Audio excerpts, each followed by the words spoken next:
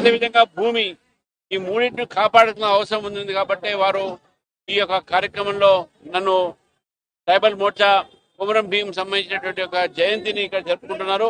ఇప్పుడు పాదయాత్ర ఉన్నది. Jubilee hills పాదయాత్ర కూడా ఇక్కడ బ్రహ్మాండంగా ఈరోజు లాంఛనంగా ప్రారంభం చేశాము. ఇక్కడ ఈరోజు అధ్యక్షుడిగా నేను కూడాలో పాదయాత్ర చేస్తాను. ఇక్కడ ఉన్నటువంటి ప్రజలందరూ కూడా ఈరోజు గమనిస్తా ఉన్నారు. జూబ్లీ హిల్స్ లో ఎవరికి ఇల్లు రాలేదు, రేషన్ కార్డు రాలేదు, డ్రైనేజ్ సిస్టమ్ కానీ ఇక్కడ రోడ్లు కానీ విపరీతంగా ఇక్కడ ప్రజలు బాధపడుతున్నటువంటి పరిస్థితి మనం చూస్తా ఉన్నాం. జూబ్లీ హిల్స్ అనేటువంటి ఓన్లీ పక్కన ఉన్నటువంటి జూబ్లీ హిల్స్ మాత్రమే సంపన్నంగా ఉంది. ఇక్కడ అంతా కూడా ప్రజల్ని చాలా వెనకబాటులో పెట్టినటువంటి ప్రభుత్వాలు, రెండు ప్రభుత్వాలను కూడా ప్రజలు తప్పకుండా ఈసారి బుద్ధి చెప్తారని, అదేవిధంగా కాంగ్రెస్ పార్టీ వాళ్ళకు క్యాండిడేట్ లేకపోతే ఎంఐఎం క్యాండిడేట్ ని వాళ్ళ క్యాండిడేట్ గా ప్రకటించి ప్రజల్ని మోసం చేస్తున్నారని చెప్పి కూడా జూబ్లీ ప్రజలు చూస్తా ఉన్నారు.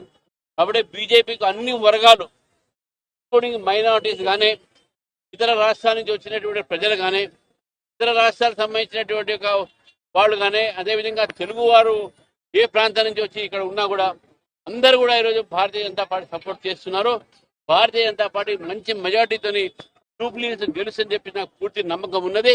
ఈ పాదయాత్ర ఈరోజు సాగిన తర్వాత ప్రతిరోజు మా కార్యకర్తలు ఇంటింటికి వెళ్ళి ఈ యొక్క రెండు పార్టీలు ఈ తెలంగాణను ఏ విధంగా దోచుకున్నారో, ఏ విధంగా వాళ్ళు బాగుపడారు కానీ తెలంగాణ బ్రతుకులు బాగుపడలేదు, తెలంగాణ ప్రజల బ్రతుకులు బాగలేదు.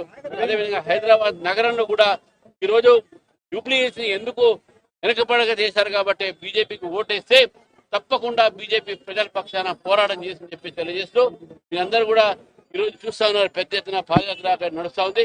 పాదయాత్రలో ఈ యొక్క కార్యక్రమంలో పాల్గొన్న కార్యకర్తల నాయకులందరూ కూడా ధన్యవాదాలు చెప్తా ఉన్నాను. భారత్ మాతాకి